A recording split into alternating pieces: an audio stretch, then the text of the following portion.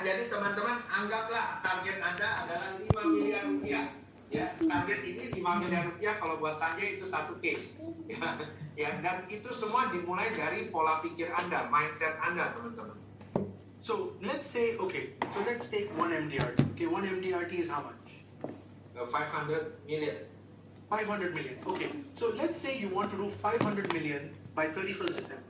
Oke, katakanlah Anda ingin capai 500 juta rupiah pada akhir tahun 3.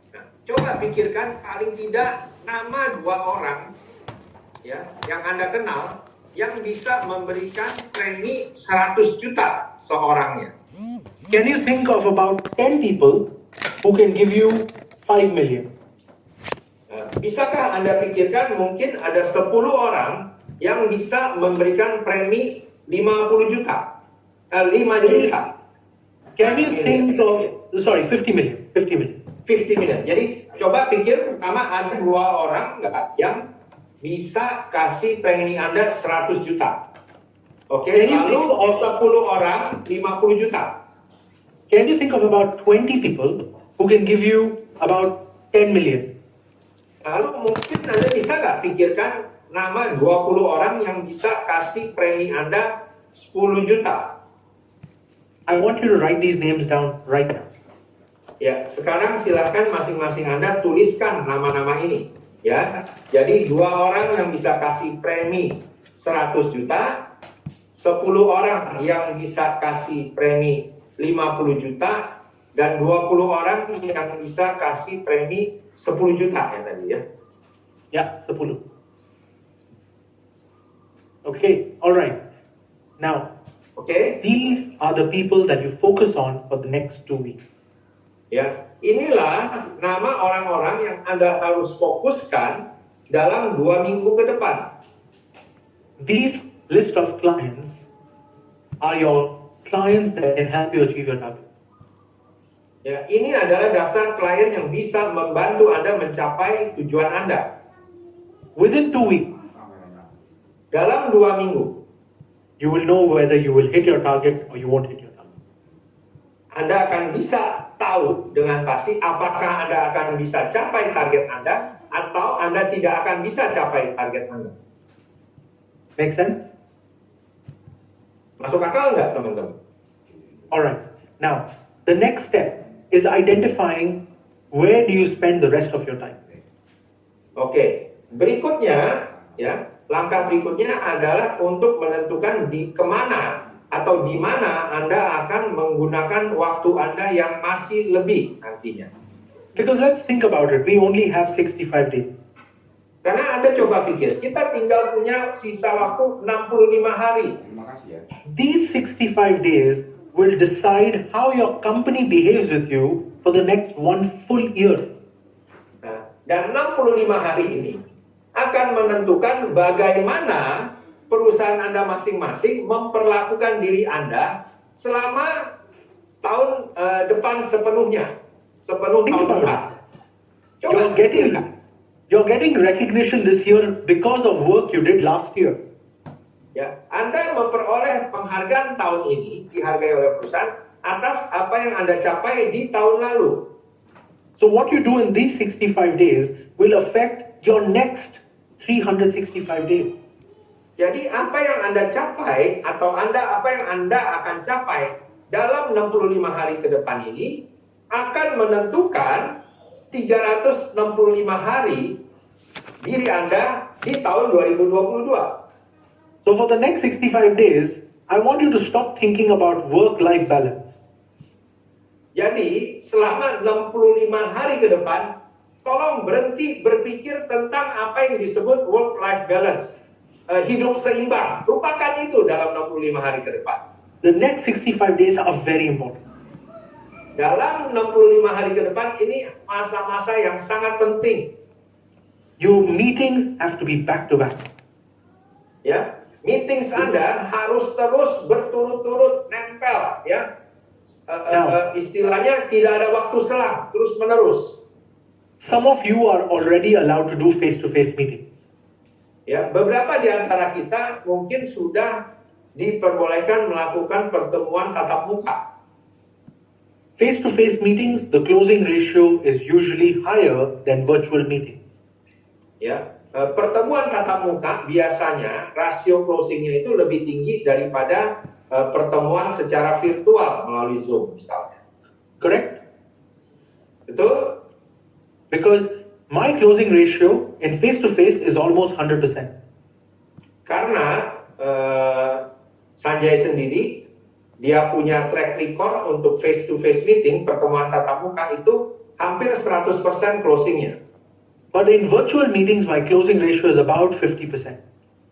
Tapi dalam virtual meeting, ya closing ratio-nya Sanjay itu sekitar 50%. So it's about combining your meetings during the 65 days.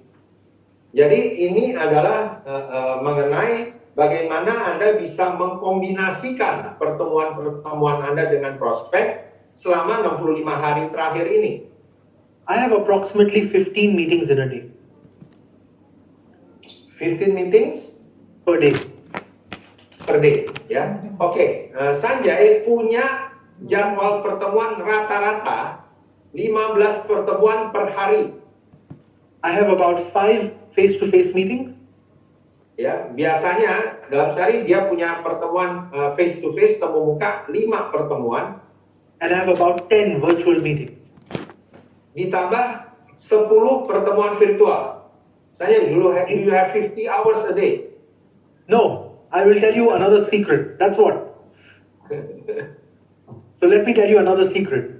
How Jadi long ada should your rahasia lain. meeting Tadi be? saya iseng tanya, jangan-jangan dia punya 50 jam. Dia bilang, ada rahasia lain. So let's talk about how much time do you spend in a meeting. Jadi, yuk kita ngobrol, bicara tentang berapa waktu yang Anda gunakan untuk setiap meeting. Alright. Do you get paid for advice? Do you get paid for giving advice, or do you get paid for the amount of time you spend with your client? Oke, teman-teman, pertanyaannya adalah, apakah Anda dibayar untuk memberikan nasihat keuangan yang baik kepada orang-orang, atau Anda dibayar berdasarkan waktu yang Anda gunakan dalam pertemuan? Because if you think like a lawyer, Karena jika pola pikir Anda seperti seorang penasihat hukum, a lawyer, as soon as you enter their office, they will start their clock. karena begitu kalau seorang pengacara, seorang penasihat hukum, begitu pertemuan dimulai di kantor, maka itu waktunya, ya, argonya sudah mulai jalan, argometernya. And after you finish the meeting, they will send you a bill for how long you spend with them. Ya, lalu setelah selesai pertemuan, maka mereka akan kirimkan tagihan kwitansi, ya, berdasarkan jumlah waktu pertemuan yang dilakukan tersebut. So if you spend 2 hours with a lawyer, you have to pay the lawyer for 2 hours. Jadi kalau Anda ketemu dengan seorang pengacara selama 2 jam, maka Anda harus bayar biayanya, cost-nya, fee-nya selama 2 jam. But when you go to meet with a doctor, Tapi saat Anda bertemu dengan seorang dokter, the doctor doesn't get paid by hour. The doctor gets paid per consultation.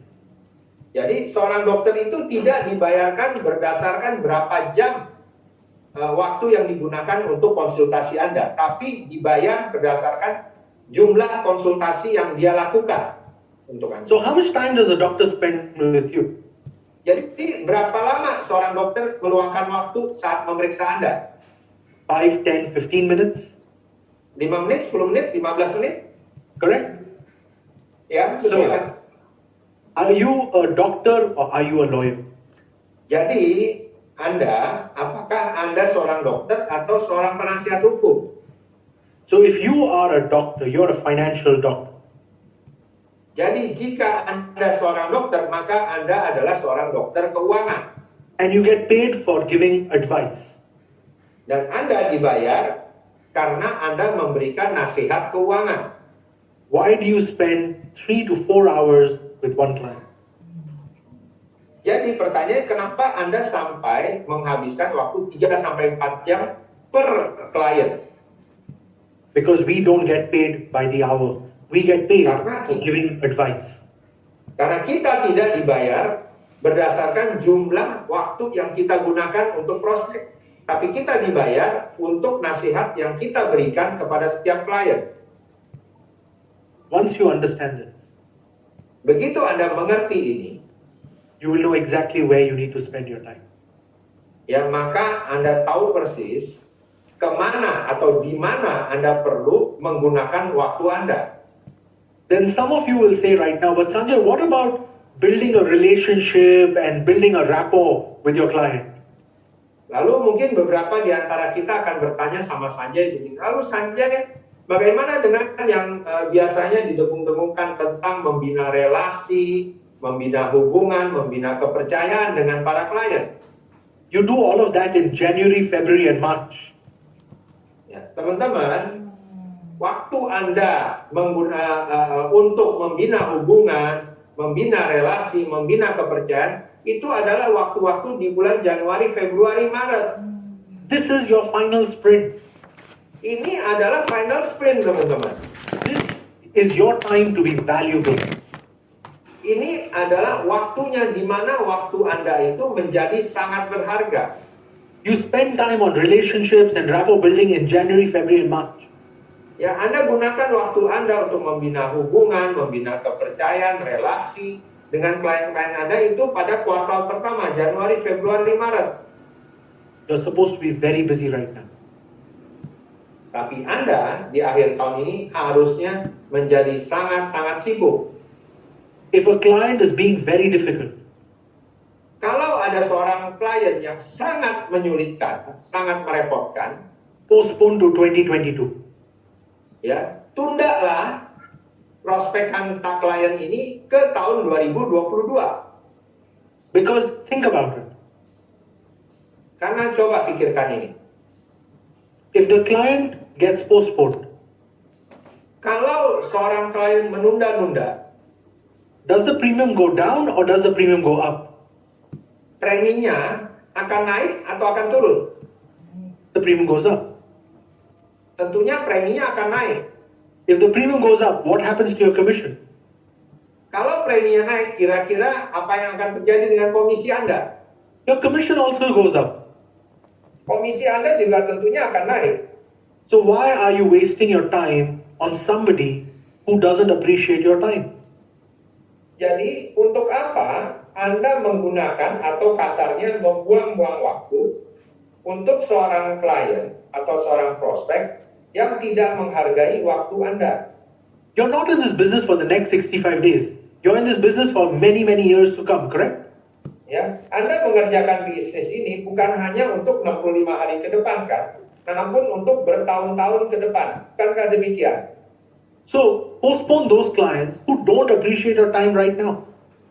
Jadi, jika ada seorang klien yang tidak menghargai waktu Anda, tundalah itu untuk tahun depan.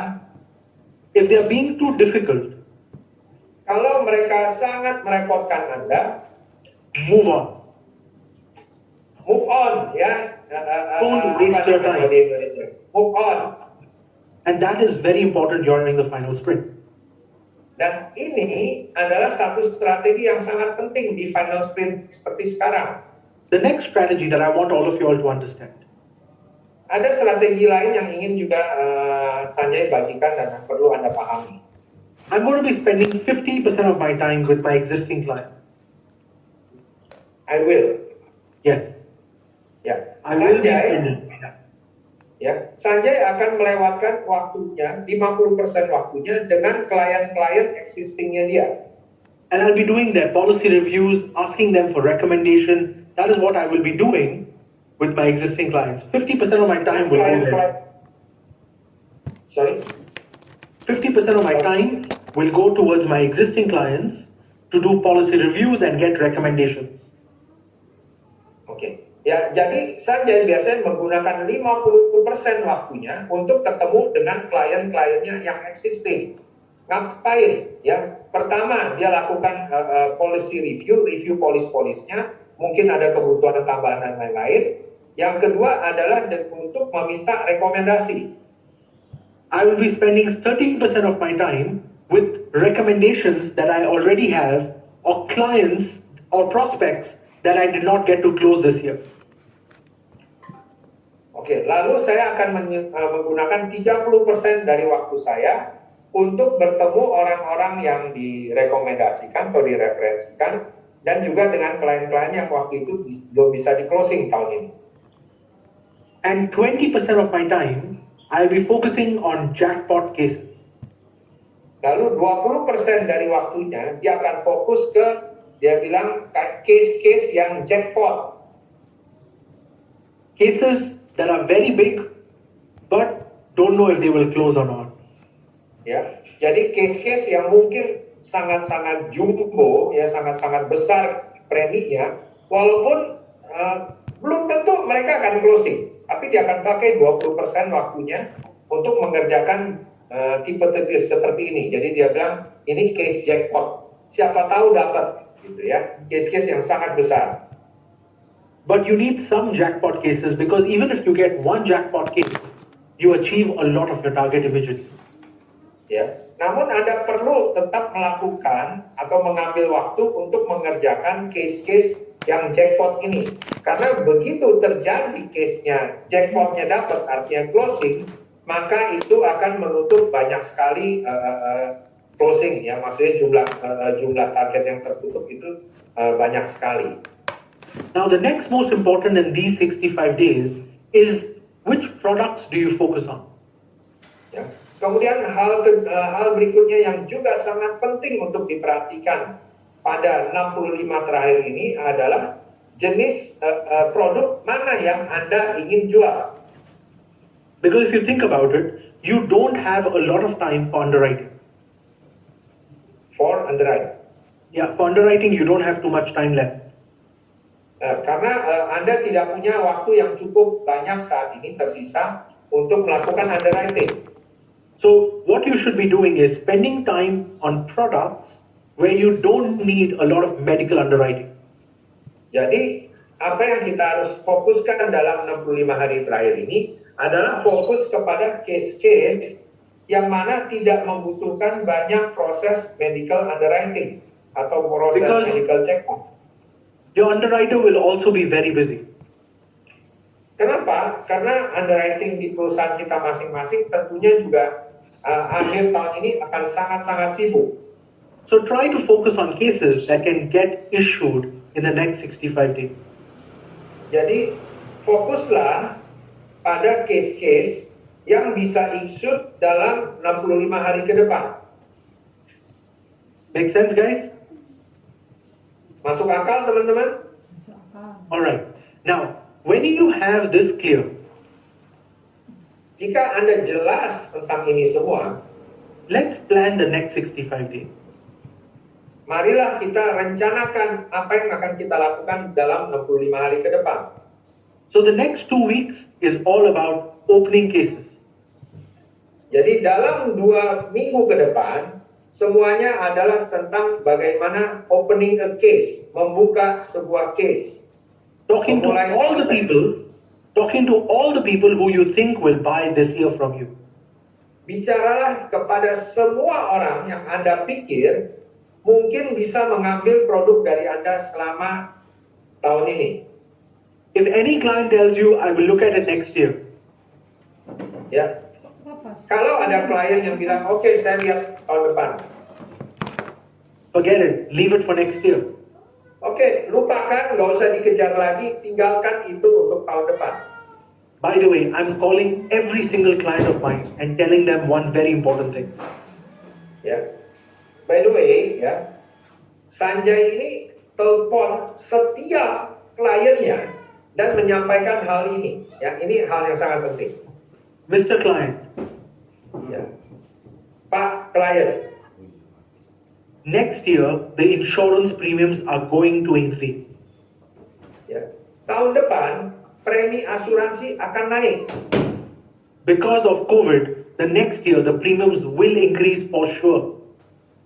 Karena dengan adanya pandemi COVID ini, maka premi asuransi tahun depan sudah pasti akan naik. Because there is research that suggests that 95% of us will get COVID in our life.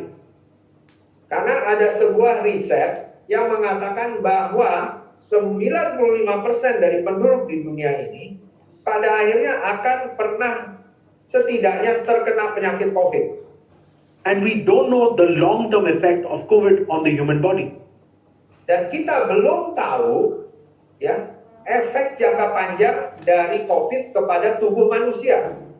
So, if we don't know the long-term effect of COVID, the reinsurance companies are all going to increase the premium for life insurance. Jadi karena kita semua belum tahu efek jangka panjang dari COVID, maka semua perusahaan reasuransi pastinya akan meningkatkan premi reasuransinya.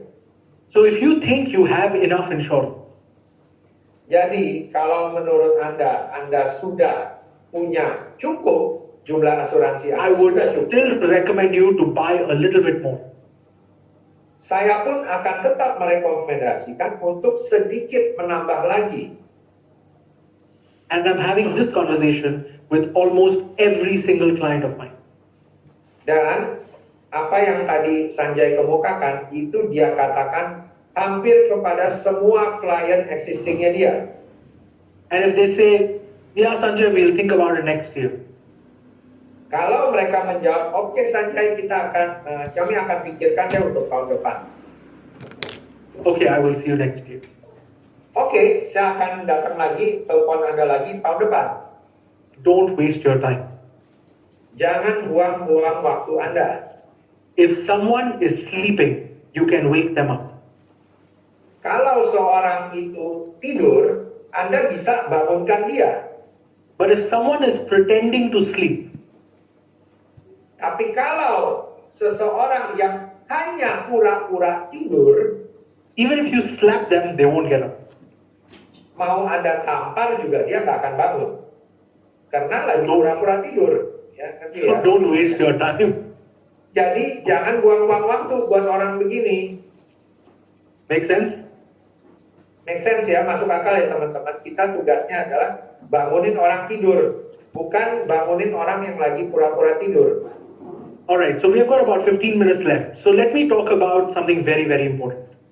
Nah, kita masih ada waktu 15 menit dan kita akan berbicara tentang hal yang sangat-sangat penting. What should be your conversation?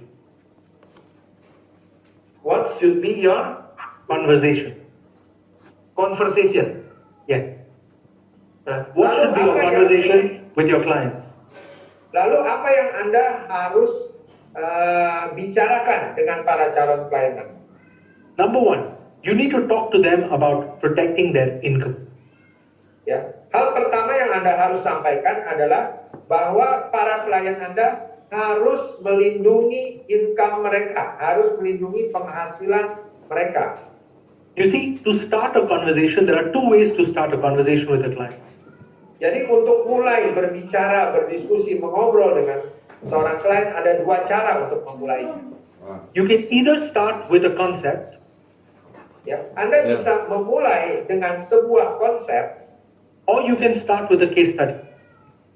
atau Anda bisa memulai dengan menampilkan atau menceritakan tentang sebuah studi kasus. Now, concept presentation works very well when you have very big clients. Ya. Presentasi berupa konsep itu akan sangat-sangat manjur ya jika Anda berbicara dengan seorang calon klien yang besar, calon big client lah, jumbo case. Itu sangat-sangat ampuh. Concept presentation also works when you have a lot of time. Presentasi konsep juga akan sangat ampuh jika Anda punya waktu yang cukup banyak. But when you don't have so much time, Tapi jika Anda punya waktunya hanya sempit, case studies work better. maka contoh kasus atau studi kasus biasanya lebih ampuh. So, let me give you an example. Sanjay akan kasih satu contoh. Let's say I'm meeting with a business owner. Contoh, katakanlah Sanjay berbicara atau dapat jadwal pertemuan dengan seorang pemilik bisnis. Okay? So, I'm meeting with this client and I told him, I said, Mr. Client, last week, Oke, Masuk, Pak. Mr. Client, last week, I met with a business owner who reminded me of you. Dia akan katakan begini, Mr. Client, ya, seorang business owner ya, ini pemilik bisnis, Mr. Client, minggu lalu saya bertemu dengan seorang businessman yang mengingatkan saya kepada Anda. He was so ambitious, he was so independent, he was so confident about his business. I could not stop thinking about you.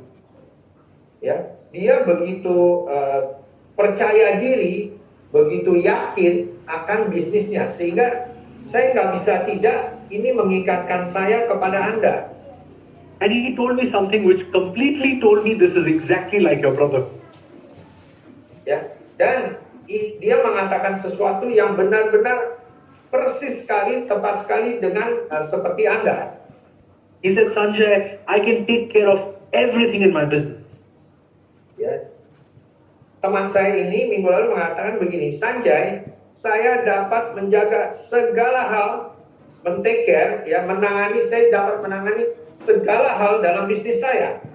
Sanjay, I know exactly who to give credit, I know exactly how to recover my credit, I know how to keep my profit margin perfect. Ya, pokoknya dia tahu segala hal teknis, bagaimana dia mengambil kreditnya, membayar kreditnya, dan lain-lain. Segala hal teknis tentang bisnisnya dia sudah kuasai. He said, Sanjay, I only have 2 fears. Sanjay, tapi saya hanya punya 2 buah ketakutan dalam hidup saya. My first fear is, if something happens to me, I don't think my family can take care of the business. Ya, ketakutan yang pertama saya adalah, kalau sampai terjadi sesuatu pada diri saya tidak yakin kalau keluarga saya bisa mengambil alih menjalankan bisnis saya.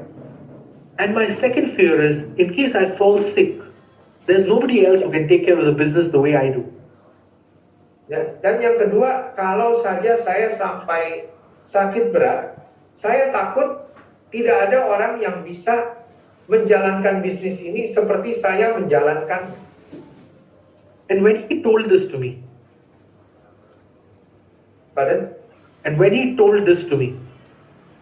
and then kemudian dia mengatakan begini pada saya, I could not stop thinking about you.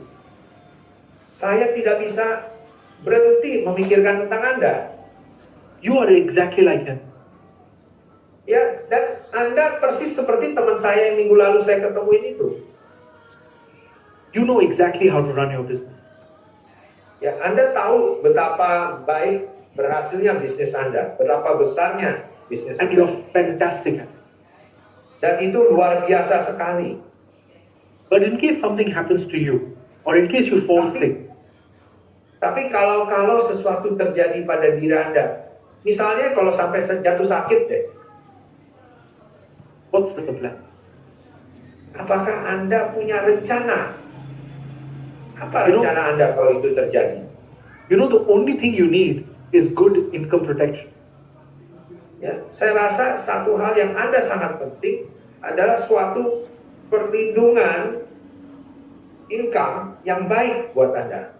You just need to have income protection in case of death or income protection in case of illness. That's it. Ya, saya rasa Anda yang butuhkan adalah Anda membutuhkan proteksi income yang cukup, yang baik jika Anda harus meninggal atau Anda jatuh sakit. That's all you need. Hanya itu yang Anda butuh. And I need to also protect your income in case your wife falls sick or in case your children fall sick, correct? Saya juga perlu menjaga income Anda, penghasilan Anda, kalau istri Anda sakit atau anak Anda sakit. Benar nggak? That's all we need to do is protect your income in case you fall sick or your family falls sick or in case you pass away. That's all I have to do. Yang harus saya lakukan buat Anda hanyalah menjaga, melindungi income Anda, memproteksi pendapatan Anda jika istri Anda sakit, anak Anda sakit, atau Anda meninggal. Itu aja. Because you can take care of everything else. Karena yang lain Anda pasti bisa tanganin, tapi tinggal tiga hal ini yang perlu dilakukan. So what I did for that client, you just need to copy that. Ya, jadi apa yang Anda perlu lakukan, tinggal tiru aja. You see guys, we all still like to do copy paste. Ya, teman-teman, kita yang perlu kita lakukan sebenarnya hanya tinggal lakukan copy paste. However big we become, we still want to do copy paste. Ya, tidak peduli berapa besar pun kita jadinya, kita tetap perlu melakukan copy paste. Let your clients copy paste you. Let your clients copy paste other clients. Ya, jadi usahakan supaya klien Anda mau melakukan copy paste apa yang telah Anda lakukan atau copy paste apa yang telah dilakukan oleh klien Anda yang lain.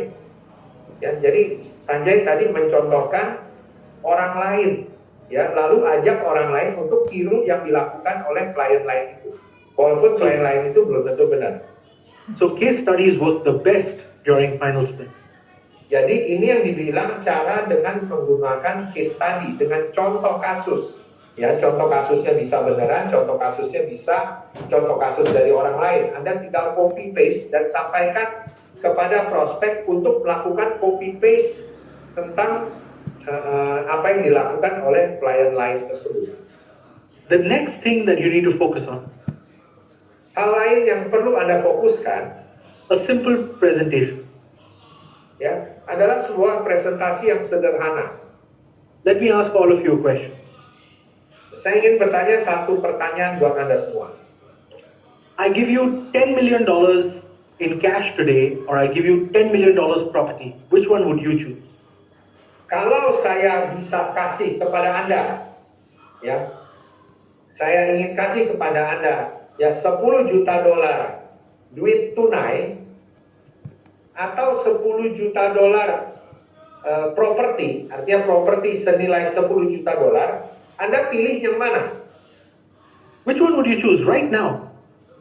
Saat ini, kalau Sanjay ingin kasih Anda dua pilihan, Anda mau dikasih duit cash katakanlah 100 miliar, atau dikasih properti seharga 100 miliar. You see, Pilih yang mana? majority of the people save cash. Ya, kebanyakan orang akan pilih cash. I choose both. Okay, so Norman chooses both, right? Now, Norman, you're absolutely correct. Would you like me to give you both? Oh, yes, sure. You see, Mr. Client, it's not about not buying property. It's about making sure that you always have liquidity to support your property. Ya, jadi tadi saya contoh bantah dia, saya mau dua-duanya nih. Ya, Sanjay langsung balas begini. Ya, Anda mau dua-duanya? Oke, dua-duanya. Ini bukan soal membeli properti atau punya properti, tapi kita perlu memastikan bahwa kita memiliki uang yang cukup untuk menjaga, merawat properti kita tersebut.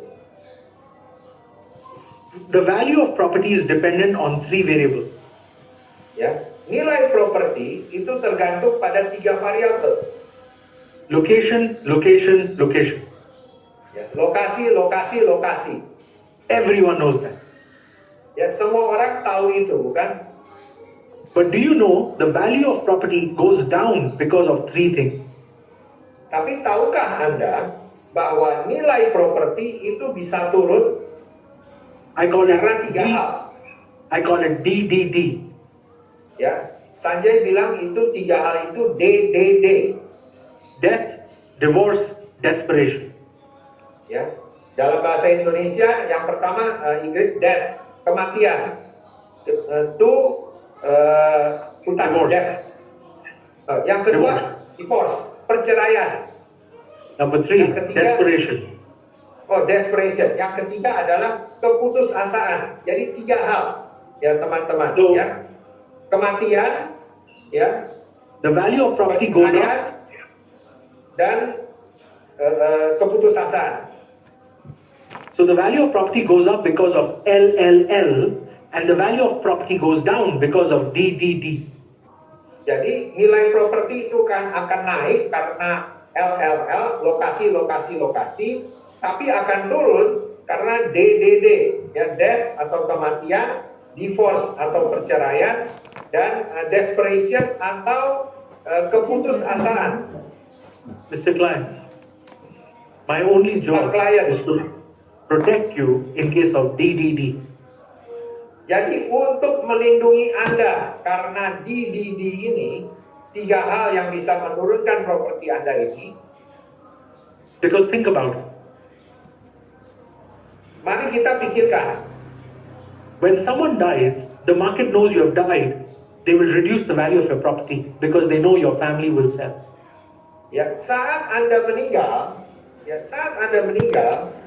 dan keluarga Anda ditinggalkan, maka market tahu Anda meninggal, maka harganya akan ditekan turun karena mereka tahu bahwa keluarga Anda membutuhkan uang tunai. Jadi harganya pasti akan ditekan turun. When you're getting divorced, people know that you're going to get divorced and they know you will split the assets, so they will drop the value of your property. Saat Anda bercerai, terjadi perceraian, maka orang tahu bahwa Anda akan membagi hartanya. Karena itu, maka Anda pasti akan, orang-orang akan menekan Anda untuk menurunkan harganya. Karena mereka tahu Anda harus jual dan harus bagi harta loh. And when you're desperate, people know you need money. Dan saat Anda mencapai satu keputusasaan atau sangat-sangat butuh uang, maka mereka tahu Anda butuh uang, mereka akan turunkan harganya. They will reduce the value of property. Maka nilai properti Anda pasti akan diturunkan nilainya. So let me ask you a question again. Ya, Sanjay akan tanyakan satu pertanyaan lagi pada Anda. What would you prefer, property or cash? Jadi yang mana Anda pilih, properti atau cash? What do you think your children will like, property or cash? Kira-kira anak Anda akan pilih mana, properti atau uang tunai? Think about it. Coba pikirkan. Now, do you understand why so many children don't like their parents? Maka jadi Anda tahu dong, kenapa ada begitu banyak anak-anak yang tidak suka kepada orang tuanya. Because the parents are giving the children what they don't like. Kenapa? Karena banyak sekali orang tua yang memberikan kepada anaknya hal-hal yang anak-anaknya tidak sukai sebenarnya. You know, Mr. Client, the only thing I give to your children is pure cash. Jadi, Mr. Client, tahukah bahwa satu-satunya yang saya akan berikan kepada anak-anak Anda yang Anda kasihi adalah murni uang tunai. Think about it. Coba pikirkan. So guys, today, if you take away something from my session, I want you to just take away one very important thing. Jadi Who do you want to spend time with? Ya, sorry, Sanjay. Who do you want to spend time with? Oke, jadi kalau ada satu hal saja yang Anda bisa ambil dari sesi Sanjay hari ini, coba pikirkan ini. Satu, ya. Kira-kira Anda mau melewatkan waktu bersama siapa? If there's something else you take away from today's session, is how much time you should spend with someone. Hal kedua yang Anda bisa ambil dari sesi saya hari ini, yang penting adalah berapa banyak waktu yang ingin Anda gunakan bersama dengan seseorang, artinya dengan prospek. And the third most important thing that I want you to realize is hal ketiga yang sangat penting is going to be your conversation with your client. Adalah apa yang akan Anda bicarakan dengan klien Anda. Jadi satu, Anda gunakan waktu Anda untuk apa atau dengan siapa. Kedua, berapa banyak waktu yang Anda gunakan dengan prospek. Lalu ketiga, apa yang Anda bicarakan dengan prospek. Guys, I'm just like you. I'm a financial advisor. Ya, teman-teman, Sanjay bilang dia hanya orang yang sama seperti kita semua. Dia adalah seorang penasehat keuangan. I'm not a trainer, I'm not a coach. I'm an advisor just like you. Ya, Sanjay bukanlah seorang trainer, Sanjay bukanlah seorang pelatih atau coach. Sanjay adalah seorang penasihat keuangan, sama seperti Anda semua. And my only job every day is to meet with clients. Dan satu-satunya pekerjaan Sanjay setiap hari adalah bertemu dengan para klien. Guys, we only have 65 days to achieve our target. Ya, teman-teman, kita hanya punya sisa waktu 65 hari untuk mencapai target kita masing-masing. Spend your time carefully. Spend your time carefully. Oke. Gunakan waktu Anda secara seksama. Now we have another 15 minutes for Q&A, so if you do have any questions, you could ask me any questions through the chat box. Just type it in. If you want to type it in Bahasa, that's fine. It doesn't matter. Ya. Kita masih punya 15 menit waktu untuk tanya jawab. Silahkan ketik di chat ya, mau dalam bahasa Indonesia juga silahkan. 3 point ya tadi 3 point ya. Waktu Anda selama 65 hari mau dipakai kemana? Ya, mau digunakan untuk apa? Artinya maksudnya adalah harusnya untuk ketemu klien. Lalu setiap ketemu klien gunakan waktu berapa banyak? Ya. Dan yang ketiga, apa yang Anda mau bicarakan dengan klien saat ketemu klien? Sorry, I help you to answer the first question. Thank you. Who asked to repeat the 3 things? Because the truth is, I don't remember what I said.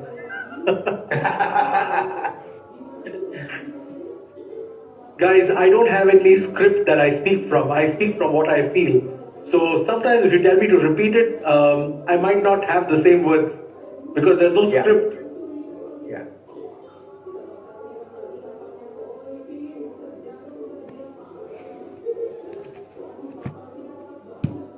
So many questions. All right, so let's start one at a time. Norman, I'll let you make that decision which one to start with. Okay. Just short question, Dr. Sanjay. I wonder if unit link in Dubai or Singapore unit link performance in Singapore or Dubai is also underperforming or not? Yes, it is. Ya, dengan sendirinya demikian. Bagaimana Ya, caranya Pak David. untuk meyakinkan klien yang ragu Oke, akan yes, pertanyaannya asuransi? cuma itu kan? Di Oke. next Second. sang lain. Rohan. What if, this is a funny question. What if our client doesn't trust us, also doesn't trust the company? Leave the business. No, very simple. Listen, guys, if your client doesn't trust you or the client doesn't trust your company, find out why they don't trust. You see, it's nothing but an objection. When a client says, I don't trust your company, all right, do you trust some other company? Do you trust, if you don't like my company, let's say I work with ABC company. They don't trust ABC. Do you trust XYZ company? If yes, go buy from them. That's okay. Oke, jadi Sanjay jawab begini. Pertanyaannya teman-teman, bagaimana kalau klien kita tidak percaya kepada kita dan juga tidak percaya kepada perusahaan kita? Ya, saya bilang tinggalin aja bisnisnya. Sanjay nggak setuju. Ya, Guys, I want you to understand. I want you to understand. If the client doesn't buy from us, they buy from someone else in our business. It's okay. As long as the client is protected. That's our job. Ya, jadi jawabannya Sanjay begini. Pertama, kalau ada klien yang tidak percaya kepada Anda dan tidak percaya kepada perusahaan Anda, maka yang pertama harus dilakukan adalah cari tahu kenapa dia tidak percaya.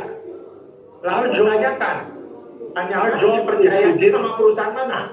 Nah, habis itu beli dari perusahaan itu. Jadi buat saja yang penting, ya nggak peduli dia beli dari kita atau dari perusahaan, yang penting dia terproteksi. Jadi yang penting misinya ya. Our job is to give the best advice. Ya, pekerjaan kita adalah untuk memberikan nasihat yang terbaik. They buy from you, they don't buy from you. Your job is to give them best advice. Ya. Mau dia beli dari Anda atau dia tidak beli dari Anda, tetap tugas Anda adalah memberikan nasihat keuangan yang terbaik kepada klien Anda. So, misinya ya. What's the next question? Okay, next question. Sanjay, how do you open a conversation in WhatsApp to ask a client to meet? Yes. Right, this has been asked by Christanti. Yeah, Christanti. First of all, stop. Okay, very simple. Hi, Mr. Client. Hi, Christanti. How are you? We need to talk. That's how you open a conversation. Ya, pertanyaan gimana membuka conversation, percakapan dalam WA untuk bertemu, ngajak klien bertemu. Ya, Sanjay bilang simple saja. Ya. How many How many married men in this room? Just say, I'm married. How many married men in this room?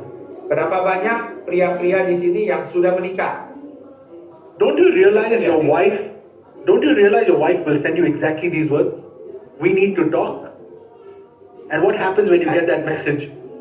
Jadi gini teman-teman, tadi jawabannya Sanjay, bagaimana membuka percakapan, tinggal bilang begini, misalnya, Hai Mr. Client, saya Christina, ya, kita perlu bicara. Udah, gitu aja, ya. Dan pertanyaan dari Sanjay berikutnya adalah, ini kan pertanyaan kata-kata itu persis sama yang kalau para pria di sini sudah menikah, tahu-tahu terima message dari WA istrinya. Misalnya siapa di sini? Ada Pak Aan Kurniawan misalnya. Aan, By the way, kita perlu berbicara. this strategy only works. Yeah, but this strategy only works one time. Tapi strategi ini hanya bisa berhasil saat pertama kali doang. So use it very well. Jadi Anda harus gunakan strategi ini dengan sangat baik. When they call you or when you call them, right? Make sure you make that conversation valuable.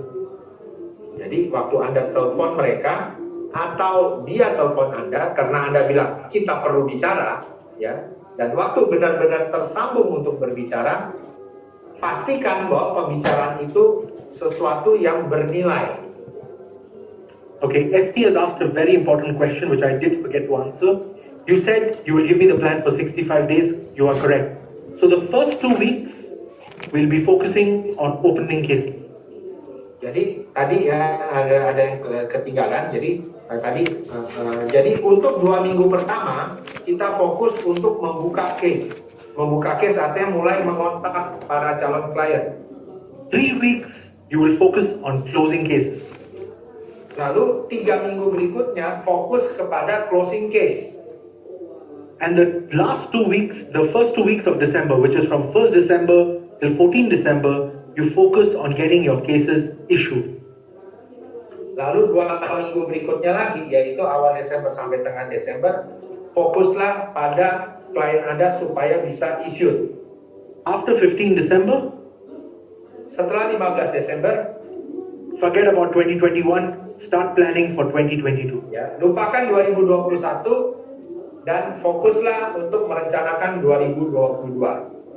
If you have done very well in 2021, congratulations. If you have not done well in 2021, it doesn't matter. 2022 is your next target. Jadi kalau Anda berhasil mencapai target Anda di tahun 2021, sangat baik. Tapi kalau Anda tidak berhasil mencapai target Anda di 2021, Anda gagal mencapai target Anda 2021, tidak masalah. 2022 akan menjadi target Anda berikutnya. Okay? Alright. Okay? Let's look at the next question. This is from Panisha. Oh, sorry, this is from Eddie. Which endowment is famous for you? Education or retirement? Oke, jadi pertanyaan adalah produk jenis endowment mana yang favorit buat Sanjay? Pendidikan atau persiapan masa pensiun? It doesn't matter. Tidak masalah, bukan itu masalahnya. If you have children, you need an education plan. If you are Kalau Anda atau klien Anda mempunyai anak-anak, maka mereka membutuhkan asuransi pendidikan. you have children or you don't have children, you need a retirement plan. Kalau klien Anda sudah memiliki anak, sudah pendidikannya sudah terpenuhi, maka dia membutuhkan rencana masa pensiun. And if your client says, I don't need a retirement plan because I'm never going to retire. Ya, kalau mungkin klien Anda bisa mengatakan, oh saya tidak butuh rencana pensiun karena saya tidak akan pernah pensiun. Mr. Client, I absolutely understand that you will never plan to retire because you love what you do. Ya, Mr. Client, saya paham bahwa Anda tidak akan pernah pensiun karena saya paham bahwa Anda sangat mencintai pekerjaan Anda. But everyone likes to have the option to retire. Namun setiap orang pastinya suka untuk memiliki opsi untuk pensiun. Jadi saatnya You see- tiba, ada pilihan untuk bisa pensiun. Today you'd feel you don't need to retire. Mungkin hari ini Anda merasa Anda tidak perlu atau tidak akan pernah mau pensiun. But after 20 or 30 years, in case you feel like you want to retire, at least you will have the option to retire. Tapi dalam 20-30 tahun ke depan, ya, jika ternyata ya Anda mungkin berubah pikiran, setidaknya Anda memiliki pilihan untuk pensiun saat itu. So we're just keeping a little money on the side so that you have the option to retire if you want to retire. You don't have to retire. Ya. Jadi, mari kita sisihkan sedikit uang di masa kini untuk nantinya jika saja Anda ingin pensiun, Anda punya pilihannya. Anda tidak harus pensiun, tapi jika Anda mau pensiun, Anda punya pilihannya. And that's how you position your product. Nah, itulah cara Anda mempositioningkan diri Anda. Alright, there's a question in Bahasa from Denny. Could you read that, Norman? Which one? From Denny. Indrajaya. He's asked a question in Bahasa. Wait a minute, I cannot find it here. He's talking something about persistency.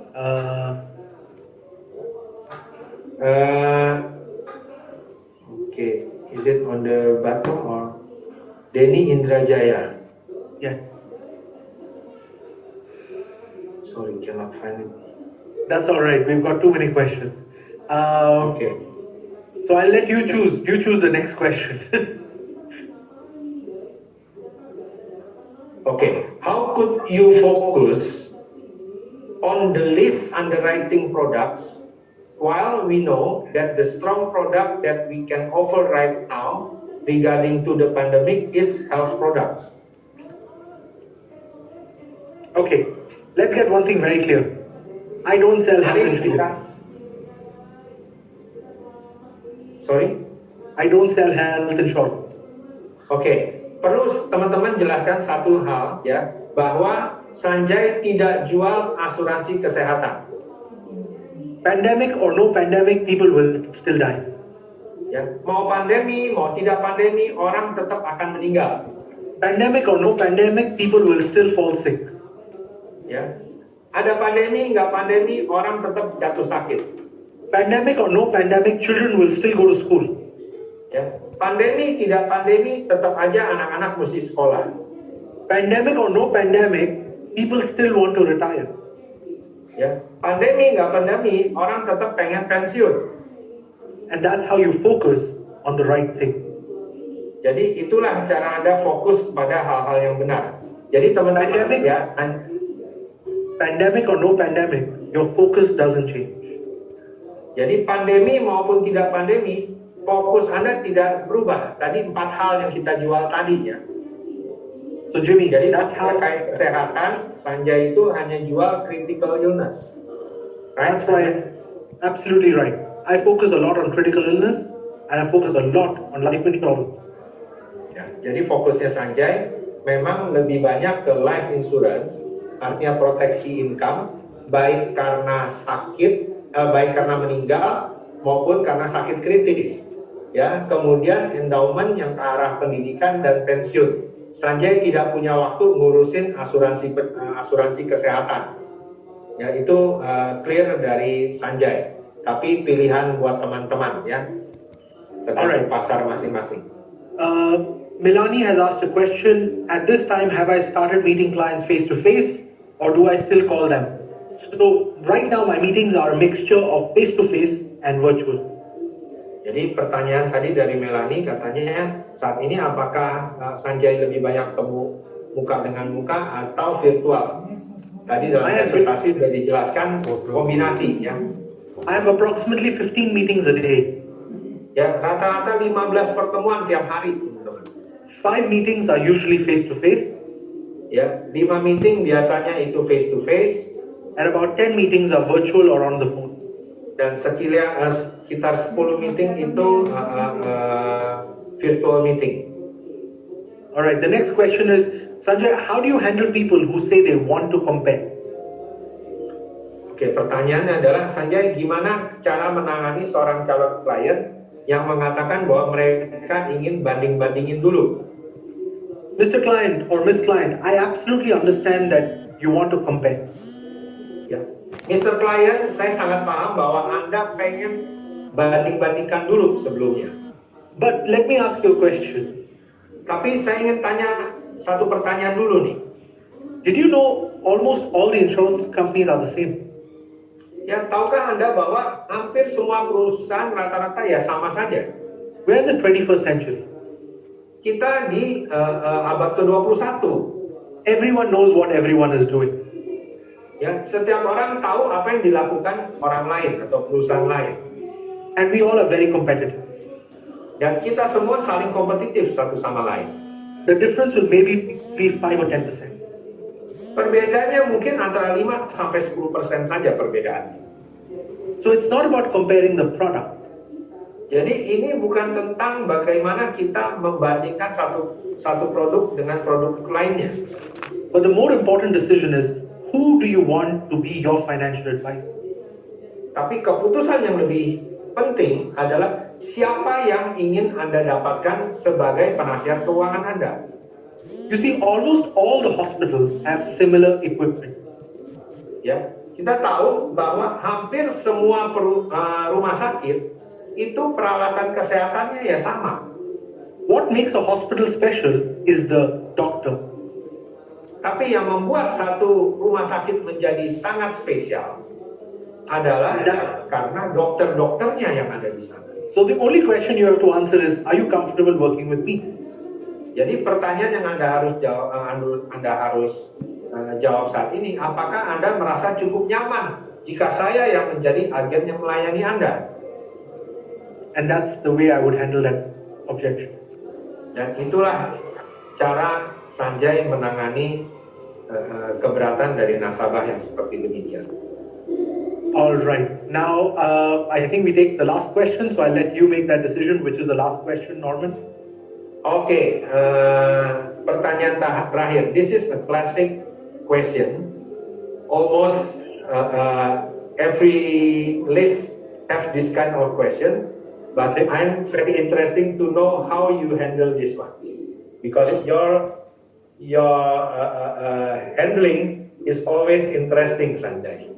Okay, how usually to handle if clients say, "Don't worry, I believe in God. I believe God will take care of my family." Very classic. It is my favorite objection. You know, Yeah. so whenever a client tells you, God is my insurer, Ya, jadi pertanyaannya adalah tadi, pertanyaan gimana kalau ada orang yang bilang, saya percaya Tuhan akan menjaga keluarga saya kalau saya meninggal. Nah, ini adalah pertanyaan yang favorit sekali buat Sanjay. it's my favorite objection. Ya, ini adalah keberatan yang sungguh menjadi favoritnya Sanjay. And this is how I would handle it. Dan inilah cara Sanjay menjawabnya. Mr. Client, you are absolutely correct. Ya, Mr. Client, Anda sungguh-sungguh tepat, benar. God is also my insurer. Ya, Tuhan Allah itu juga menjadi asuransi saya, penjaga saya. But let me tell you a very interesting story. Tapi saya ingin cerita satu cerita yang sangat menarik. There was a beautiful village. Ada satu desa yang indah sekali. In that village, there was a beautiful temple. Dan di desa itu ada satu kuil yang sangat indah. And there was a priest. Every day he would be praying in the temple. Lalu ada di kuil itu ada seorang pendeta atau seorang istilah pemimpin agama di situ yang tiap hari berdoa di sana. One day, the villagers came running to the temple. Satu saat seluruh desa lari datang ke kuil tersebut, ya. Priest, we need to leave. There is a flood coming. Ya, bilang, pendeta, kita harus segera tinggalkan desa ini. Kenapa? Karena ada banjir yang datang. The priest said, no, this is the house of God. Nothing will happen to me.